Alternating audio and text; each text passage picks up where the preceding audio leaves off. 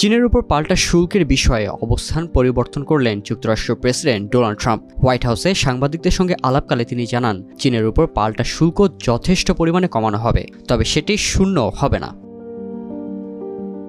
মার্কিন সংবাদ মাধ্যম CNN বলছে, বিশ্বের দুই বৃহৎ অর্থনীতির মধ্যে পাল্টাপাল্টি শুল্ক আরোপের কারণে যে বাণিজ্য যুদ্ধ শুরু হয়েছিল, ট্রাম্পের এই নতুন অবস্থান তার উত্তেজনা কিছুটা কমাতে পারে বলে ধারণা করা হচ্ছে। গত 20 জানুয়ারি দ্বিতীয়বারের মতো যুক্তরাষ্ট্রের প্রেসিডেন্ট হিসেবে দায়িত্ব নেন ট্রাম্প। এরপর থেকেই তার প্রশাসন কয়েক দফায় চীনের উপর পাল্টা শুল্ক আরোপ করে। বর্তমানে চীনা পণ্যে যুক্তরাষ্ট্রের শুল্ক হার দাঁড়িয়েছে 145%। পাল্টা প্রতিক্রিয়ায় চীনও শুল্ক আরোপ করেছে, যার হার এখন 125%। চীনের উপর শুল্ক কমানো নিয়ে ওভাল অফিসে এক প্রশ্নের জবাবে ট্রাম্প বলেন, 145% অনেক বেশি হয়ে যায়। এটা যথেষ্ট পরিমাণে কমানো হবে, কমিয়ে এমন একটা জায়গায় নিয়ে আসা হবে যেটা এত বেশি হবে না, তবে সেটা শূন্যও করা হবে না।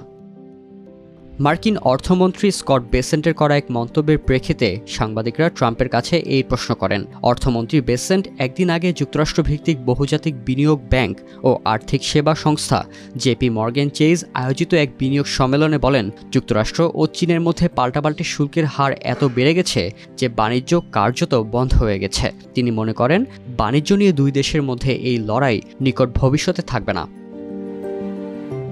চীনের উপর পাল্টা শুল্ক কমানো নিয়ে ট্রাম্পের এই অবস্থান পরিবর্তনের ঘোষণা এবং অর্থমন্ত্রীর মন্তব্য ইতোমধ্যে বৈশ্বিক পুঁজিবাজারে প্রভাব ফেলতে শুরু করেছে। বিগত কয়েক সপ্তাহ ধরে দুই দেশের মধ্যে চলমান বাণিজ্য যুদ্ধের কারণে বাজারে ক্রমাগত দরপতন হচ্ছিল। তবে 22 এপ্রিল থেকে পুঁজিবাজার আবারও স্বাভাবিক ধারায় ফিরতে শুরু করেছে। এদিন যুক্তরাষ্ট্রের পুঁজিবাজারের প্রধান 3টি সূচক সর্বোচ্চ পর্যায়ে পৌঁছায়। এশিয়ার পুঁজিবাজারগুলোর সূচকও বেড়েছে 1.5 থেকে 2% পর্যন্ত। ট্রাম্পের এই মন্তব্য চীনের সামাজিক যোগাযোগ মাধ্যমগুলোতে ছড়িয়ে পড়েছে। ট্রাম্প ভীরু হ্যাশট্যাগ ব্যবহার করে অনলাইনে বিভিন্ন শব্দবন্ধ ছড়িয়ে পড়েছে। এছাড়া ট্রাম্পের বক্তব্য ভিডিও চিত্র চীনের ফেসবুক হিসেবে পরিচিত সামাজিক যোগাযোগ মাধ্যম উইবোতে দেখেছেন 15 কোটি বেশি মানুষ।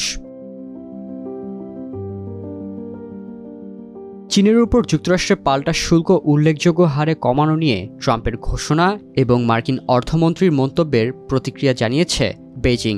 চীনের পররাষ্ট্র মন্ত্রণালয়ের পক্ষ থেকে জানানো হয়েছে, হুমকি বা জবরদস্তির মাধ্যমে চাপ সৃষ্টি করে কোনো কাজ হবে না।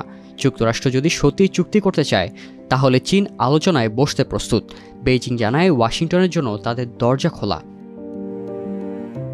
গত 24 এপ্রিল চীনের পররাষ্ট্র মন্ত্রণালয়ের এক সংবাদ সম্মেলনে মুখপাত্র গুয়ো জিয়াকুন বলেন, চীনের সঙ্গে চুক্তি করতে চাওয়ার কথা বলে ক্রমেই সর্বোচ্চ চাপ প্রয়োগ করা চীনের সঙ্গে আলোচনার সঠিক কোনো পন্থা নয়। সোজা কথায় বলতে গেলে এসব করে কোনো কাজ হবে না। চীনের অবস্থান আরও স্পষ্ট করে তিনি বলেন, যুক্তরাষ্ট্র যে বাণিজ্য যুদ্ধ করেছে তা নিয়ে চীনের অবস্থান স্পষ্ট।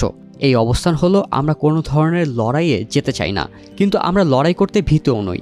যদি লড়াইয়ের প্রশ্ন আসে তাহলে আমরা শেষ পর্যন্ত লড়ে যাব, আর যদি আলোচনার প্রশ্ন আসে তাহলে আমাদের দরজা খোলা আছে।